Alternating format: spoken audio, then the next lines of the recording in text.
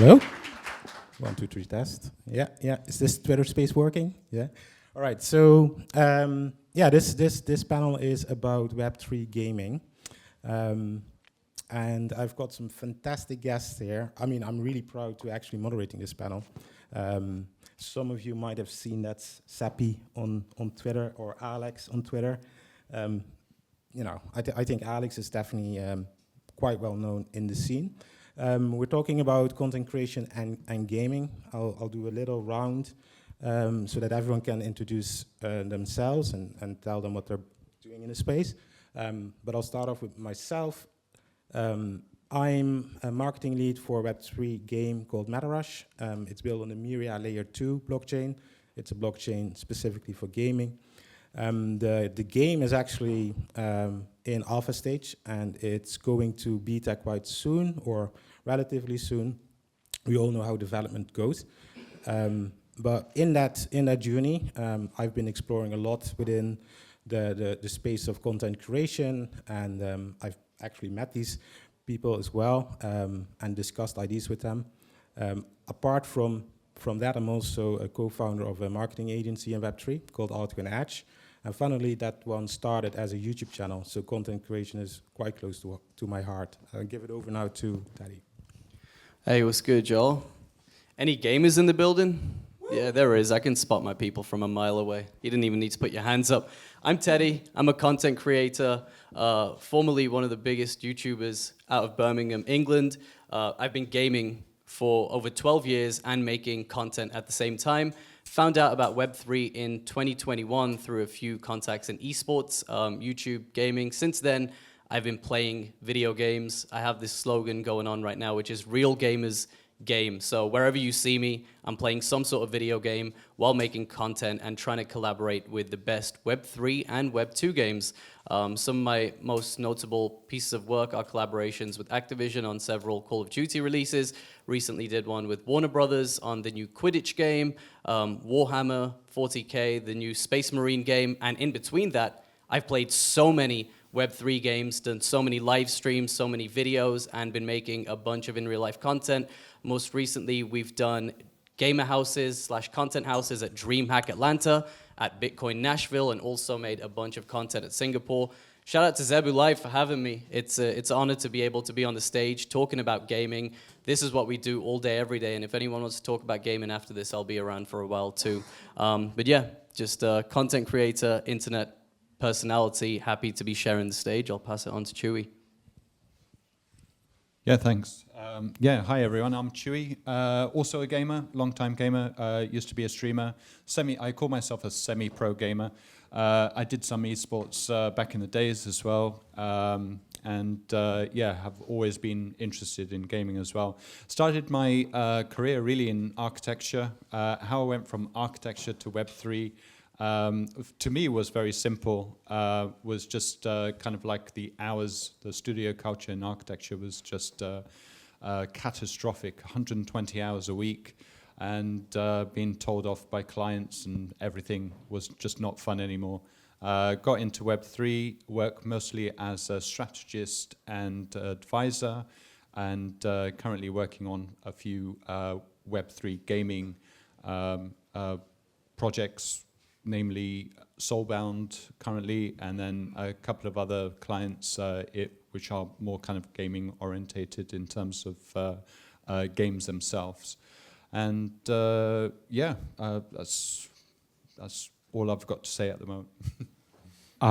And so I'm Alex, I'm the last panelist. I'm the one that looks like he's made out of Lego. So my pathway here is a little bit different to these guys. I'm not really a gamer. I don't actually have a massive background in gaming. But I'm an NFT project founder. And over the past 2 or so years, I've been trying to find the product market fit with being an NFT project and actually creating value for holders. And something that I found through being a content creator on Twitter was that I was getting all this awesome deal flow, all these awesome brand opportunities as a creator. And one day I just asked myself the question, what would happen if I started to give these opportunities to the creators in our ecosystem? And now I'm pretty proud of the fact that we've kind of brought an NFT project back from the dead. We've got holder growth up, floor is up, all the things that a project cares about is moving in the right direction. But what's really cool is that I've gotten to meet people like Teddy and learn about the gaming projects that are happening in Web3. And yeah, now we're pretty excited to be supporting them. Yeah, that's really cool. And I think all of you have something really in common. And there's a big misconception, I think, when it comes to creators in this space, is that they always need to have a big following. But what I've seen from you guys is you actually put a lot of effort and focus on small creators. Maybe each of you can tell a little bit how you guys are, are approaching that in the Web3 space. Yeah, there's a lot of parallels between what Alex and I do, and I'm super stoked to be here because I met two of these guys at the start of the year, and a lot of it was to do with gaming and mainly content creation. So as a Web2 creator, as a content creator, as a YouTuber, influencer, whatever you want to call it, one of the questions Alex asked me at the start of the year was, what have you done for Web3 gaming, or what have you done in the space? You've done all these amazing collaborations, you've worked with AAA games, but when you're in the Web3 space, people want to see that activity, they want to see that social proof. I just told him, say less, watch me the next 6 months. So that same protocol of creating content, setting up YouTube recordings, doing live streams, finding synergies with creators that are down to make evergreen content turned into what now is my personal brand / page, iCrazyTeddy, which is like a Web 2.5 project. And all of that happened through discussions with these awesome people on stage that gave me advice and tapped me and plugged me into exactly what was happening in the Web3 scene and what was missing from it, which was this journey of content creators that is, for me, 10 years in, but in Web3 is, you could say, 9 months. And so bringing that experience and allowing for myself to sort of merge with the best minds in Web3 allowed for me to permeate the space in a manner that allows for me to provide value. And that's similar to what Alex is doing. I'm not only a content creator, but I incubate a bunch of talent. There's people that have been in Web3 for 2 years making content as a full-time job. I'm basically using my 10 years of experience to look at all these micro-influencers and teach them the things that I've learned over this period of time in how to work with brands, how to work with companies, how to work with games, and make content that goes past just a viewership pool of, let's say, 1 million, 5 million, 10 million people on CT, and produce evergreen content that you could say kids, teenagers, Gen Z alike will watch and be akin to. I want to pass it over to Alex, because again, shout out to you, thank you to you, because I wouldn't be here had I not met you months ago. But you're doing an amazing job, and I've sat in and even spoken some of your creator workshops. Tell us a little bit about the creator workshops, because they inspire me, and I've kind of stole that flow a bit with some of the stuff I've done with my team at Hype Unit, but it was really inspired by what you're doing at Bricktopians.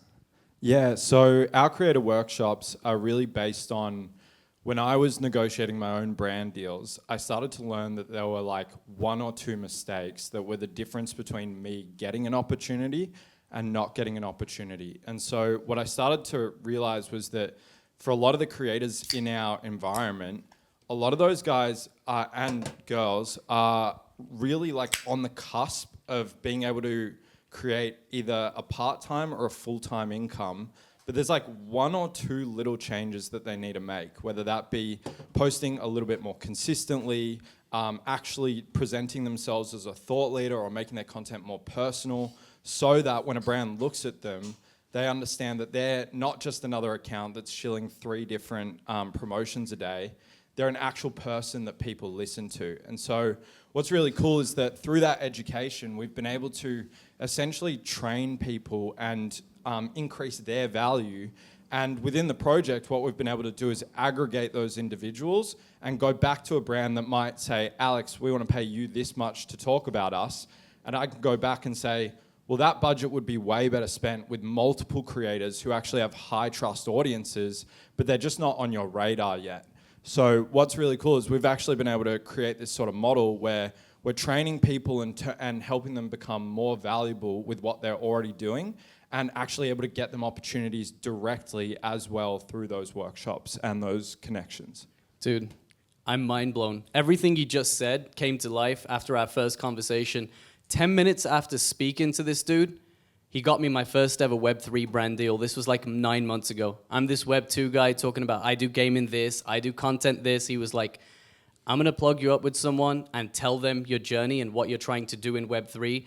And guess what? He got me a brand deal off the rip, and it was the first of many since then, but I've learned what the Web3 audience is like, what the companies are like, what the publishers are like, what the games are like, and I've had to adapt my content. And as I said, working on this whole Web 2.5 journey, and I'm just going to shout him out because the first thing I did after he got me that brand deal, 10 minutes into speaking to him, I'm just a random creator. He's living on the other side of the world at the time. Welcome to England, by the way. He's with us now. We've stolen him. I ended up buying one of his Bricktopian NFTs and then realized, oh my God, there's hundreds of different people from all around the world. He's got people from India, Nigeria, from the Philippines, from America, Australia, and they're all doing the same thing as me, which is creating content. Size of our channels aside, we're all on this same journey of content creation, and we're all going through the same thing, which is how can we not only create content and grow our brands, but provide value to our network and those around us. Man, I love that. I love that. At Chewie, like with Soulbound, you're focusing on utilizing the technology as well to elevate creators, right? Can you tap a little bit into that? Like how are you doing that with Soulbound? Yeah, no, absolutely. I just want to say, guys, I mean, it's amazing what you guys are doing as well. I'm really curious to talk to you after this as well about that. Yeah, look, in Soulbound, I mean, it was actually quite simple what we actually did. It was basically, realizing the potential that there's so many kind of content creators. But the biggest issue is these content creators, these small guys and small content creators that are just not getting the exposure.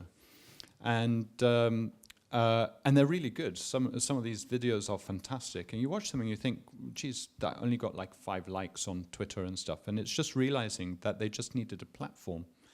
And so currently we've got over 100 game partners, specifically in Web3 gaming, and we set up these bounties quite simply. So very simply, game partner pays us.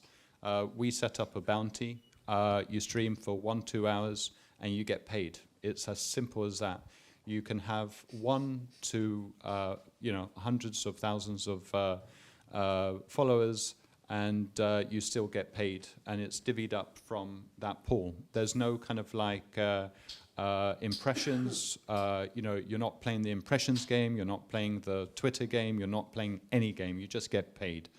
And this is great for game partners, and is something that was untapped before, because the game partners just want people streaming.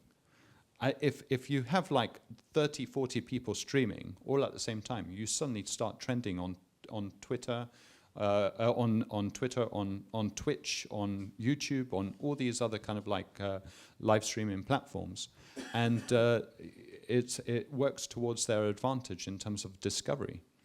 So instead of them kind of like paying one creator, 20 grand to kind of like stream, the big streamers and stuff like that, working with the small creators and actually building this pool of content creation, there's a loyalty to that as well, where they kind of like grow with us.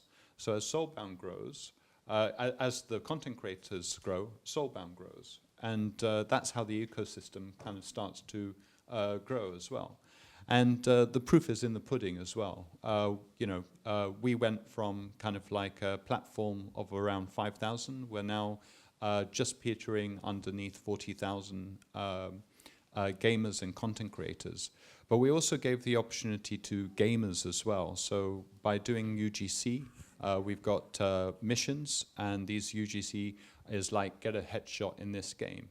The beauty is that then the game partners have a pool of resource, of material that's been made by content creators, which they can use on their social media and push out for marketing and stuff like that. So it creates a really nice ecosystem. But to actually enable that, we actually had to start with big creators first, kind of getting in on this idea, and then pushing that idea out. So we've got the high level kind of like content creators, and then the micro streamers, and micro content creators coming in and producing content. And what we're really seeing now is just the number of gaming content creators that currently exist and pushing out all this content. Yeah, really cool. And I think, you know, if you look at this compared to what's been done for content creation and Web3 gaming in the last cycle, there's so much more going on, and it feels like we're operating on a more intelligent level when it comes to content creation. You know, you touched a little bit on that, Alex, about you know, how smaller creators can actually deliver something for a brand that is not just looking like a shell. And I know as well, you, Teddy, man, the way you go on with your community, you really educate and mentor them to become better content creators. And that's something that I hadn't seen in the last 2 years before. So that's a really positive trajectory, I think. And on that note, maybe you guys can give a few tips for starting content creators. What should they do? My biggest tip, and this is mainly for people on X/Twitter, is get on Spaces, because I see so many people try to do growth hacks, like something scalable like writing threads or whatever that might be, which is a big part of how I started. But when you speak on Spaces, you get that core audience that's like your foundational audience that really cares about what you have to say. And that means that when those people see your content, even if it's not the most polished content you've ever created, or it drags on a little bit too long, those people will be a lot more forgiving and likely to engage. And so if you have that core audience that really cares about you, what happens is the algorithm pushes it to those people, and those people engage with it, or they show interest in it, and then it will push it to the next people. And that's how you kind of create like the base layer that opens you up for growth. The biggest thing that I'd say in terms of creating content is you want to keep it as personal as possible. So where possible, like you want to actually insert yourself into the story. I always tell people, you never want to tell people what they should do. You want to say what you did. So an example might be like, instead of saying you should invest in Solana because XYZ is coming up, you would say, I invested in Solana because this is coming up. And when you say I did something, it gives the audience permission to sit back and go, am I interested in this person's story or not? Whereas I think too many people try to start and be a thought leader when they've only got like 300 followers, and that content never really gets taken seriously. So insert yourself into the story, make it personal, and you'll be on a really good track. Yeah. I was going to say with the Twitter Spaces, I would highly disagree with Alex that sitting on Twitter Spaces all day is going to be productive. But one of the things we've seen in Web3 as of the past few years, as Robin mentioned, was we're starting to do things in a more pragmatic sense. Should you sit on Twitter Spaces and connect with people? Yes and no. I would say yes if you find a medium to be able to allow those Twitter Spaces to help proliferate your bottom line. What is that? Reaching more people, getting more people to play your game, getting more people to watch your content. And so it started off with us on Clubhouse. We used to run them for like 8 to 12 hours. Who remembers that in the pandemic? It would go crazy. You would just sit there, you'd get in your car, you'd go shopping, you'd be with your friends and family, and you're still either tapped into this conversation or, you know, you're on pause, but you could do it for like 12 hours a day. And you made these amazing relationships with people. But now we're looking at different verticals of content where people are taking their Twitter Spaces. You might have seen Alex, Leon Aboud, a few different people, even Gaspo there in the crowd, legend trying to hide. I see you. There's a few content creators in the audience. These guys are talking on Twitter Spaces, and then people are taking the best clips from this and turning them into short form or long form videos that is then allowing for bigger audience to catch this. And what is that? That's simply just reusing the content and finding a way for it to reach a bigger audience. And this is something that happened in Web 2 for a really long time, right? It started off, and famously Nate Shot said it. He said that we would, as gamers, we would scrim for 8 hours a day, then we would make a YouTube video, then we would live stream, then we would render our vlogs, and then we would go to sleep and we would do the whole thing again. So within that same time frame of a Web3 creator sitting on Spaces with the homies, you've got Web2 people that have been able to live stream, make shorts, and make more content and also make connections within the exact same time, and you're talking about a whole different level of content output. Now we're slowly starting to get into Web3 where creators are competing with one another to see who can create different verticals of content, who can do the best live streams, and we're starting to catch up, which is amazing. And I think within the next half decade, there's going to be some real stars that come out of the Web3 space, whether that's within the Web3 space or whether that's a game that's got blockchain integration. You're about to see people that are known for playing those games and being good, just like the ninjas of Fortnite. We've got Off the Grid. That's a massive battle royale that just came out on console and PC. There's probably going to be some creators that are known for the best class setups on this, that are known for the best gameplays on this, that are known for having the best funny moments. So as these games develop and as creators develop, companies, publishers, and blockchains should be finding the best ways to find cohesive ways of growing with creators through influencer relations. And this is something I've been working with Robin on. This is something I've had conversations with these other guys with about. Are you doing everything in a manner that's just transactional? Are you looking at ways that you can grow together? Because gamers need games to play, and there's so many in Web3, but how many are coming back as content creators and really supporting these games thoroughly in a way that, oh, like, he's known for playing this game, and he's going to be online on this game, and I want to watch him play that video game every day? We're slowly getting to this, and right now we're at this amazing precipice of content creators evolving within Web3, so I would say definitely hop on Twitter Spaces, but find ways to be able to make yourself dynamic as a content creator, and not just more valuable for your partners or the people that are sponsoring you, but for yourself as a personality, which is right where you started off the conversation with.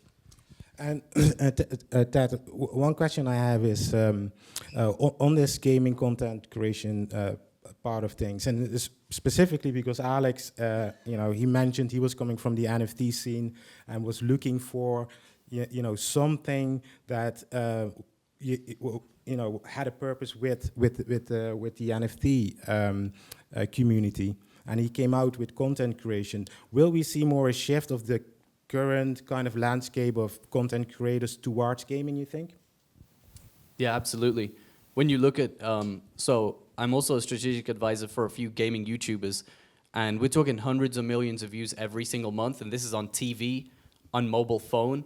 And this landscape is just growing. So as we're looking at the metrics that we're getting on YouTube and TikTok, the volume just keeps increasing, right? And so as there's more games coming out and as there's more talent added into the talent pool for Web3, whether someone's 40 years old or whether someone's 16 years old, when they have that right passion and click with the right game and get the support from the right team at the right time, it's going to be not how much can I make within the next 6 months or what's the best ambassadorships can I get.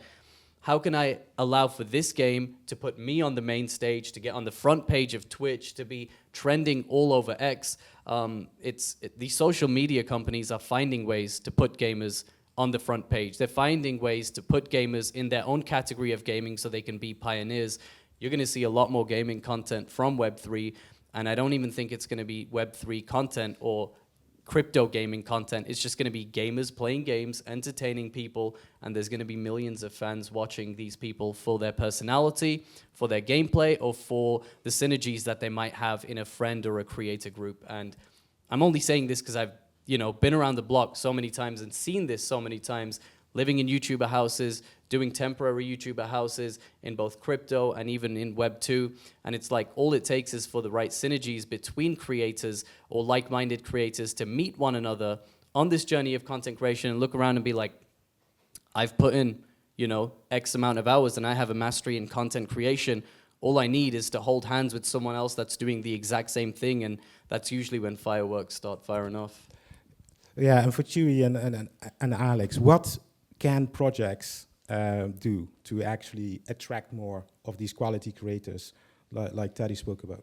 I think it's probably just teaching them how to get out of their comfort zone, because I think that's one of the biggest hurdles, right? You've got to get out of your comfort zone.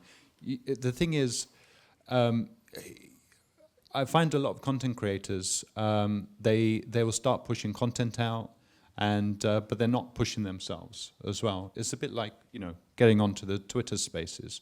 That can be quite daunting at the beginning and stuff. But once you start getting into Twitter Spaces, they could be quite addictive, to be honest, as well. But you've got to make sure that your time is spent well as well. So I partly agree with Alex and partly don't, because I think you've got to really kind of concentrate on what you're getting out of it yourself and be a little bit selfish as well in what you want as well to get out of it as well.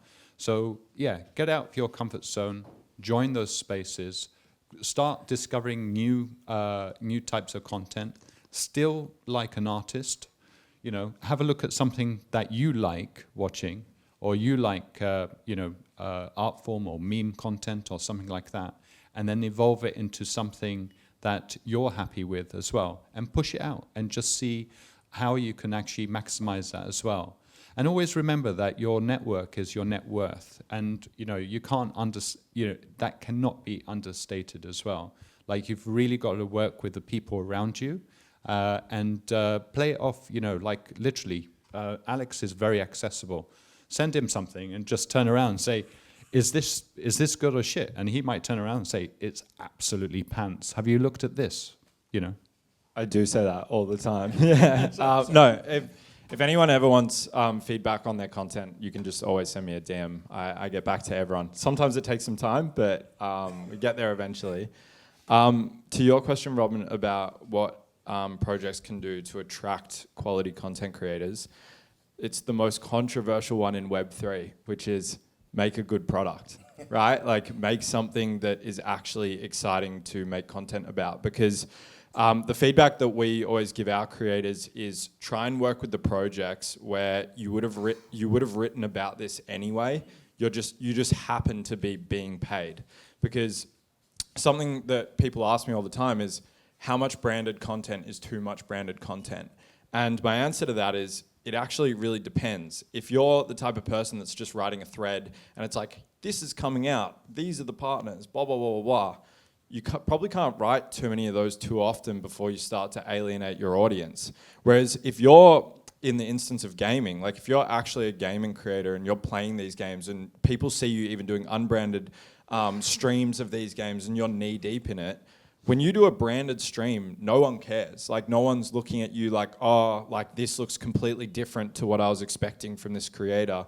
It's all in line with their brand. So I think for brands in Web3, the way that you can attract content creators to write about you for free is make it really easy for them to, one, understand your product, and then two, of course, you need to deliver on the promise that you set out and make a good product.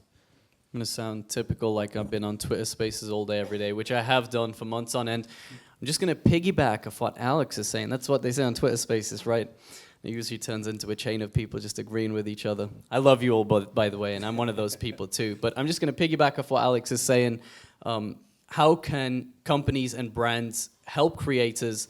Spot on. A lot of us are looking to be able to get paid for the content that we're doing. We're looking for that to be expeditious. We're looking for it to be easy.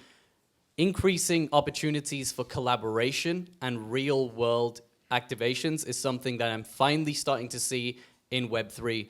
Just a quick anecdote. When I was like 16, 17, at my parents' house playing and live streaming video games, I was like one of the only British Asians that was doing it. No one else really looked like me or sounded like me or did what I did. And because of that, I was able to use that as a strength to be able to almost make it out. The only difference was I was shy to do things in real life. I was playing video games. I was streaming to thousands of people every single day, whether it was Call of Duty, working with Activision, whether it was GTA, working with Rockstar. The kind people at these companies were like, kid, you have a talent, right? You're making content. You're yapping all day. You're playing these video games. And your audience loves it, and your demographics are perfect. So what did they do? They scooped me out. They threw me into London. They scooped me out. They flew me out to LA. They scooped me out. They took me to Wisconsin, to Atlanta, all these different places, and that helped me grow so much as a creator. If it wasn't for the PR, the comms, the marketing people, shout out to all the marketing people in the building, if it wasn't for you guys taking an opportunity on a young kid out of Birmingham, I wouldn't have been the creator or the personality that I am today. It was about taking me out of my comfort zone. It was about partnering with these people And as I said, I'm still working with some of these people to this day. When I need a contact at a certain video game, I'm like, I worked with these people and they helped me develop. And we're looking at ways to be able to find mutual benefit. They're able to help sustain a healthy list of creators that are going to be potent in terms of their deliverables and their KPIs. And that also gives us an opportunity to be able to collaborate with other creators of different sizes and be able to experience things in different places or on different video games or in different crowds that we never would have seen before. And one of the things I love about Web3, it's right now a few years in, 3 years in, it's heading in that direction. But in Web2 as a content creator, it took me 4 years in to finally get my first ever content house. In Web3, it took 4 months. So it's nice to see how quick this space moves, how quick everyone sort of adapts to the technology and is willing to push forward. And I'm excited to see where it's going to go within the next few months with all this chatter about an upcoming bull run. Yeah, Teddy, I mean, who's not loving these stories from Teddy, Alex, and Chewie? I mean, they're great, right? I don't know if we still have time because I'm looking at a red clock here. We have time for exactly one question. For one question. All right. Do we have a question? Okay, we don't. We've got one question. Okay, cool.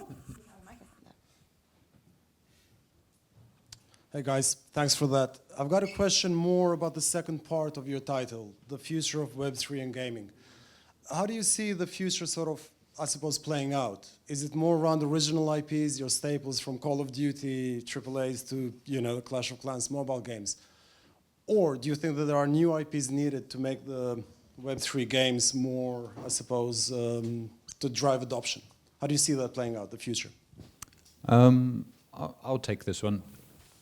I think it's currently happening. I don't know if you guys have been looking at the timeline.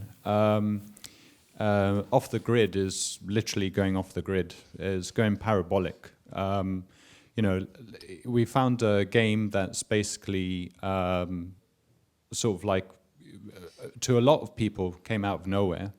A lot of us have been following it. There was, you know, some Web3 hype about it and stuff, and then all of a sudden we've got people like Ninja, you know, huge streamers playing it and actually enjoy playing a Web3 game to the point where they're going, this is Web3, this is what Web3 is, and it's like, it's shocking to them that they're playing a game, they're earning tokens in the game, and then they're spending those tokens on skins and stuff, and they can buy and sell them, you know, as they're playing the game.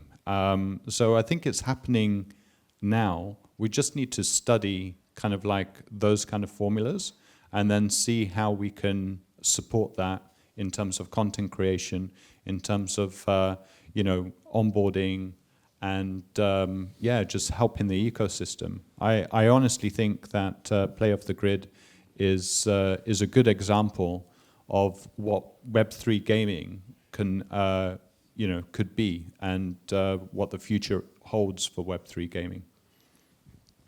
I'm going to jump in there and quickly say, from a creator's perspective, games that allow for evergreen content creation. We're talking about open world games. We're talking about possibly battle royale games and party games.